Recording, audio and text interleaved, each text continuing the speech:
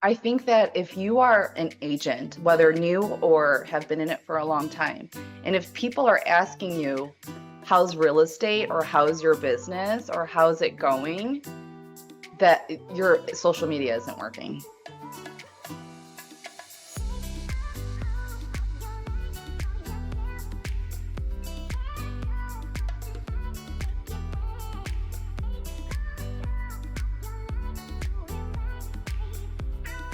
Welcome to the Raquel Show. This show is for entrepreneurs who want to play bigger in business and in life. And as many of you all know, I love bringing people that love to play bigger. And my guest today, I actually met on a panel at a speaking event. And what impressed me about her is how innovative she is. She leverages technology, she streamlines processes to optimize her team's performance while delivering customer exceptional service to clients.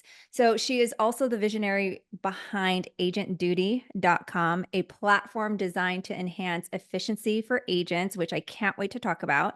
And she's a trailblazer in the luxury market of Chicago. She's the founder of the Crystal Tran team, and she's established herself as a top performer. So we want to welcome Crystal Tran to the show.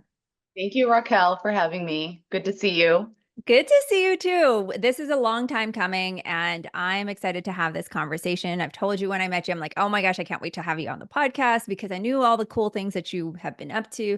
So let's just give the audience a sneak peek of who Crystal Tran is. Like, how did you transition mainly like from being a solo agent to actually building a team? Because that's where people have this idea of maybe I want to build a team, maybe I don't. And so let's just start from there. Yeah, I got into real estate in the Chicago market, Illinois market, and licensed in 2012. And at that time, it was like the kind of launch and start of social media, like Instagram, right? And so, what was great about that, like it came through and it evened the playing field for me. And so, coming in as a new realtor, you're usually like very scared with the environment, right? You have some top sharks in there who are producing, you don't know where you fit in, you don't know how to say, can I help you or can I get involved? And so, I started out in the Winnetka office, which is a very luxury market. But, anyways, I just absorbed a lot of things about what it was like being a new agent and how unfair the system is, right? Coming in new, like in order for someone to give you the time of day or give you any business, it's really hard. And I really took that stat into account with the first 85% of realtors fail within the first 5 years. And it just stuck out to me on why they fail. And so with this shift with social media, like it gave me an even playing field with being able to hone in on my marketing and branding skills. So I was just doing that on my own. And I think I started to just capture a lot of people's attention with what I was doing. And honestly, how I started my team was almost on accident because my sister had referred me her friend who worked with her, and she was like, hey, Natasha wants to get into real estate. Can she just assist you for a few days just to see what it's like? And I said, sure. And so Natasha came on and she had been working with me for a month and she was working on getting licensed. And when she got licensed, I was like, okay, now we're a team, right? So it became the Crystal Tran team. And so from there, then my friend Selma, who I had known for almost 10, 15 years at that point, reached out to me and said, hey, I love what you're doing in real estate. It just really resonates with me. Like, I want to get involved with you. Like, I'm about to get licensed. Can I join your team? And I said, yes, okay. And she's like, both of them are my top producers and they're still with me today since 2017. So that's how we got started. Okay, you got really lucky because to find people that will actually stay on a team that are top producers that are not just bodies. And it sounds like you were like, oh, friend, here we go. Another friend, here we go.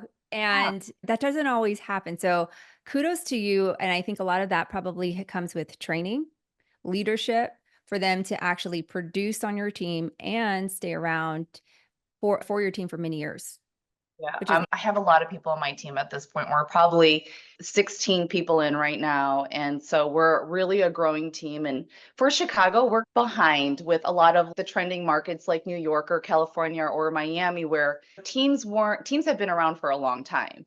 But I would say Chicago has probably adapted more within the last 10 to 15 years. I feel like Mhm. more so 10 years where they were okay with this, the mega team kind of approach or showing off other people on their team besides the top producer all the time. Right.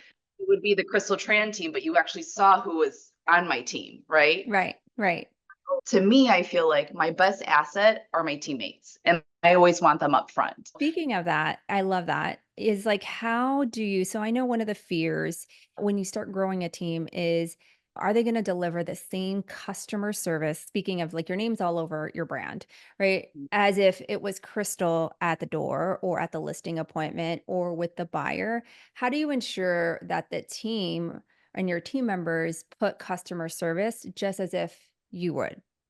Yeah. So I think how we try to maintain that is like through the service that we provide. We try to provide the same service. And I always talk about that in our training is like, I want us all to deliver the same kind of service so that whether they're getting Selma or Kevin or Armando, that they're going to experience that same level of service with any agent on my team. And so that's really how I try to control the quality of the service that we provide to our clients. Yeah. And on the flip side, we all know that building a team is not always gravy. So, what has been some of the challenges that you've seen throughout your journey and any lessons that you've learned that for those that are listening and that are rebuilding their team or building a new team in today's market? Yeah, a lot of challenges. Like right now, I'd say my biggest challenge is scaling and making sure that although I bring on the 17th or 20th or 50th agent, that they still get that same kind of training and know what our brand and the service that we want to provide to our clients, right? Mhm. So right now, I'm in the position of looking for an ops manager, looking for someone to help me be a liaison from the team to our brokerage because there's a lot of events that are happening. And I like to be able to scale and take our team to another place and do more things like this, be Right. on podcasts, connect with other agents, figure out where opportunities are. But I would say starting out, like you have to provide value to your agents. You can't just be a top producer and say, I'm going to have a team because people won't stay around. And Yeah. that's the number one challenge people have is retention of agents. Hmm. Hmm. I have a really good retention rate with agents, and it's because when someone joins my team, it's like they're just not under me as my team, like helping me with my showings and all this stuff. I look at it as a partnership, right? What am I providing to them? And really, how are they going to help me grow this team and the brand and help us scale together, right? Because I feel like we're a big machinery, and everyone's part of a piece of machinery in there, and it's got to be a well-oiled machine because especially with a lot of people involved. But Right. I would say figure out what that value is you can give to the agents and hone in on that. And if you can't figure out what the value is, then you probably shouldn't start a team. Yeah. So true. I want to flip some things and shift some things around. I know that you're extremely innovative, and could you share an example of an innovative strategy that significantly like increased like your team's performance? Because that's what you are all about. Yeah. Not by choice, but recommendation. I'm on a Zillow Flex team in Chicago, and my advisor from Zillow said that you really should check out Follow Up Boss. I've heard about it, and I'm sure a lot of people are probably on it. Some of you have looked at it and then saw the pricing and then ran away and was like, "There's just no way." But anyways, he told me, "Hey, this is helping a lot of top agents scale within Zillow, and they want you to scale." Right? They want you to figure out what is the system, what is the training system with the agents, and how to manage all these leads and pipeline and all that stuff. And I would say I've never been a pipeline. I mean, I've never been a CRM person. Like I've Yeah. cursed it every time. Don't give me another way to manage my contacts, please. But I downloaded the trial of Follow Up Boss and I'm like, okay, I'm just gonna give it a try. It's free for 7 days. And like instantly the next day I was like, oh my God, it's running my whole business for me because I Yes. lead flows, right? And usually it's like, okay, this lead comes in and I'm like in a message group, like, who can take it? And they're like, someone's like, I can. And I'm like, here's a screenshot. I'll text it to you. I'll email. And Follow Up Boss just took all of these leads that were coming in and just put it in one place and allow me to notify my team when a lead comes in so that whoever claims it can just take the lead. And all of a Right. sudden, the leads that I just waved goodbye to and prayed for that didn't get done, I could finally see like where is it? What's going on? Or that it even existed. It just gave us so much more time and efficiency back. So I would say Follow Up Boss is amazing. If you're running any kind of business where you're just trying to maintain client relationships, it does a lot, and It it's gonna, does. yeah. Then the thing about Follow Up Boss that I love is that if you really want to scale and grow, there's a lot of things that you could just plug into that, work with Follow Up Boss that integrate with it. And Mhm. you could do one or you could do them all. Is Really there cool. any like special plugins or any special workflows that you're like, oh my gosh, this was a game changer for our team? Yeah. So right now we're using Ylopo. We're definitely working with that. It's a different kind of a lead, right? We're used to with Zillow a warm lead that's been on the site for a few times, trusts the brand, right? Is ready to see a property. Whereas Right. Ylopo is a bit more open funnel, but Ylopo is there's different levels of it, right? And I couldn't say it's one thing because it really just does a lot, but I would say the great thing about it is being able to get your clients to come to your website, one, right? Capture their information, but then remain in front of them on Facebook, right? So if they're scrolling, the system will integrate and what is it, serve them an ad that is Right. in code that they're looking for that might be 3 bedrooms and 2 bathrooms with my face on it. I'm able to stay in front of that client without really having to try so hard. And Yeah. another thing I love about Ylopo is that it has this dynamic search function where if my client starts looking in another neighborhood, it's going to automatically update that safe search for them and say, hey, I'm going to serve you properties in that neighborhood you were just looking at. And Right. it tells me.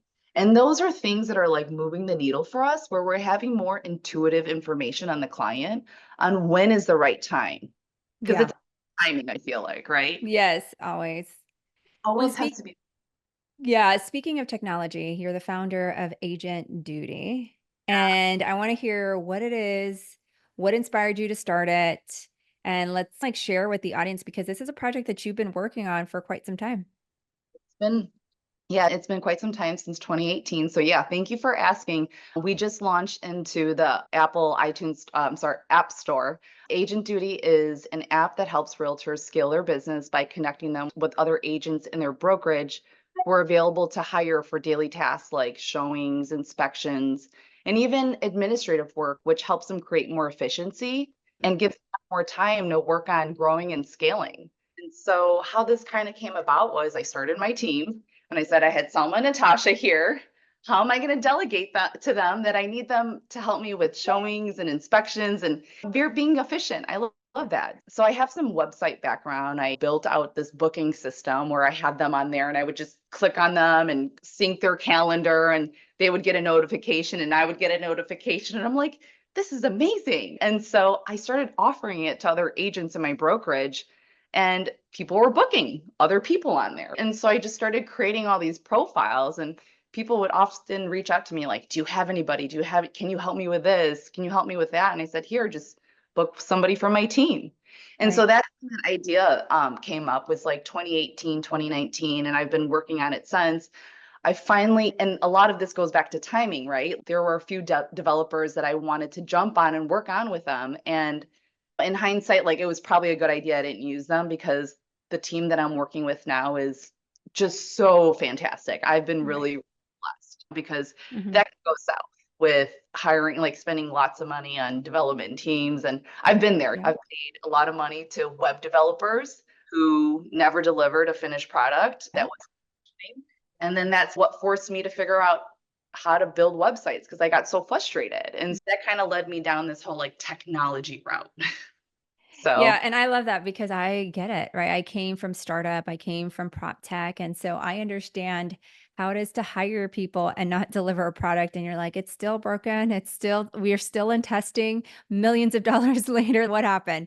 Oh, it doesn't function with an Android, but it functions with Apple. There's so many like bits and pieces. And kudos to you for actually seeing an idea, a gap in our business as a real estate agent, top producer and trying to find a solution that actually solves it all. Right. I think it's the future. I told you offline before we started this podcast. I do think what you're building is the future of real estate and how I think real estate will be conducted on as a solo agent, as a team, or as a growing person, they're going to want to be dialed into networks and apps like yours.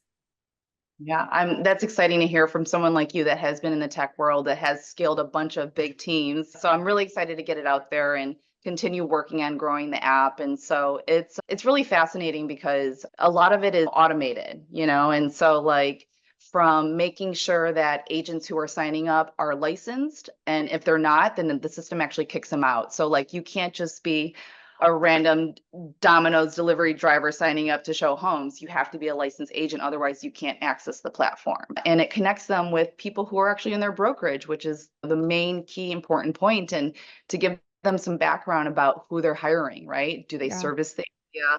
How long have they been in the business? Are there other reviews on this agent? And it helps you maintain a quick list of who's there to help you quickly, right? right. Just fire away. So it's really great. Thank you so much for asking. It's free to download. So ready to go now. It's currently only in the Chicago market. We're in a public beta launch right now with the team testing it out and some other smaller teams. So we're really excited to jump into it. So if you are in the Chicago market, you definitely want to download this, and we'll also put it in the show notes. So make sure you download Agent Duty on the Apple Store. Speaking of apps, speaking of tools, I know you're very techy. What have been some of the most helpful tools that have caused you and your team to be extremely productive that you could recommend to But agents? I think, Besides Follow Up Boss. yeah, besides follow up boss, productive, What are the gosh, tools that you couldn't live without? to live without now. I feel like it's follow up boss, but let me think about that because gosh, like Canva. Yeah. That's definitely changed my business. I feel like I'm running a whole ad agency off of there, Yeah. you What know? about for social media? Because you're big into marketing, you're big into social media. Any apps there? Yeah, not really apps. Like I do a lot of some of my videos on like iMovies. Wow.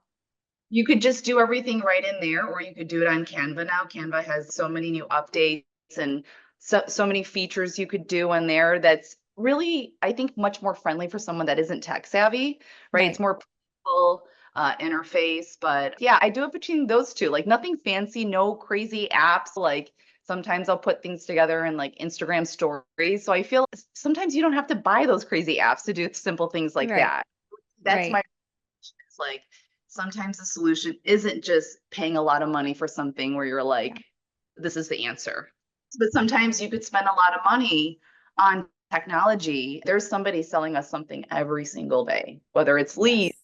or mortgage connections, or there's so much going on. And so I would say, like, I have a rule that I made for myself, which is don't jump into purchasing any big technology stuff right when it's sold to you. Sit on it, Yeah. think and plan it out for a year ahead. I probably should take that advice because I'm that realtor or I'm that person that I was like, oh, tech tool, we could save it. What's our trial rate? And then Yeah, now we're at the end of the year and we're getting rid of a lot of them. model that you keep forgetting to cancel and you keep getting charged every year. You're like, dang it, I don't need that collage app or those two collage apps. Like there's Totally.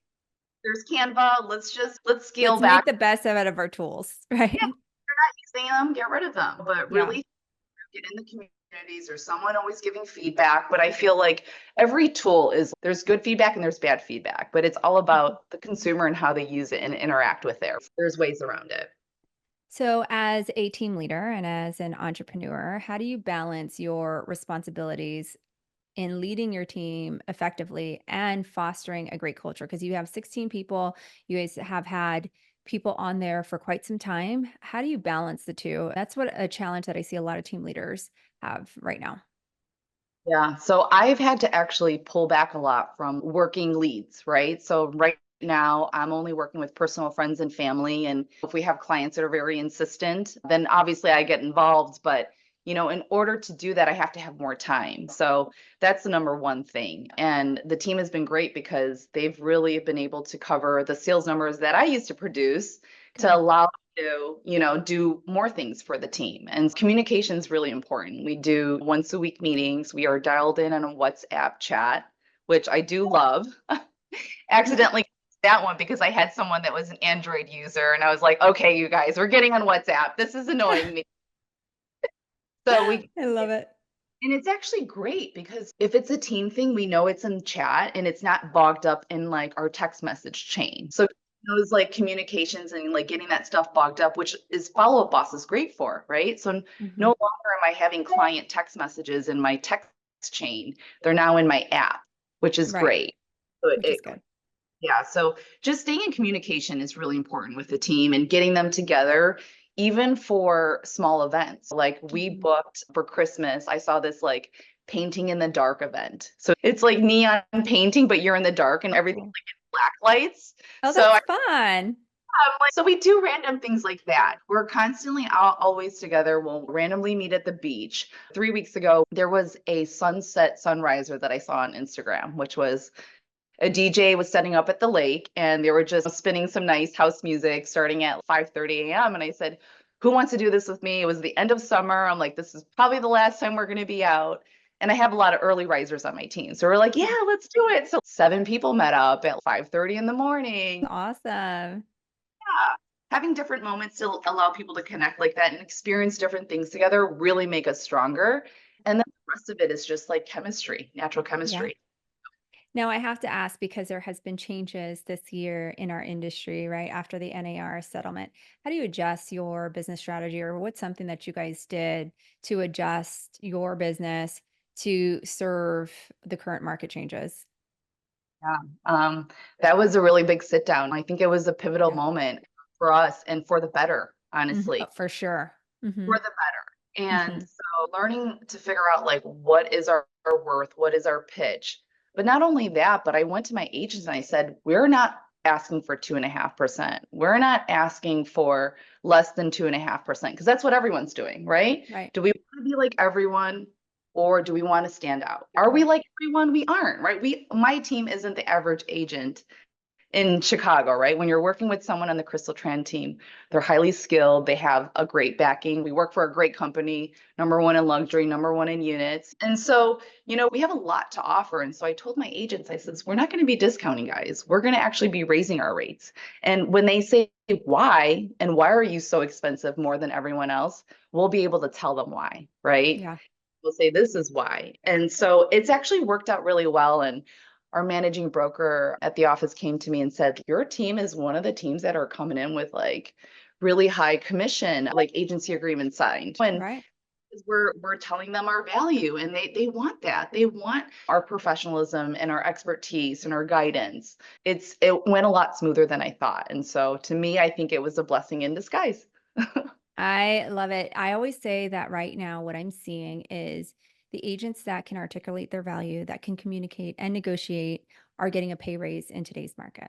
And it has happened for the better. And the ones that can't are you're obviously seeing them not negotiate their commissions, even speak or communicate with the listing agent on how to get their offer accepted when they're offering no commission, right? I think that skill set of negotiation, the skill set of communication is so vital in today's market for real estate agents.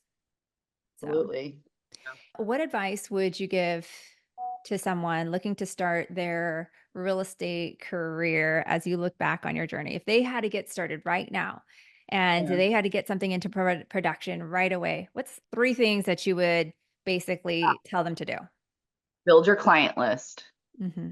Emails, addresses, phone numbers. Okay.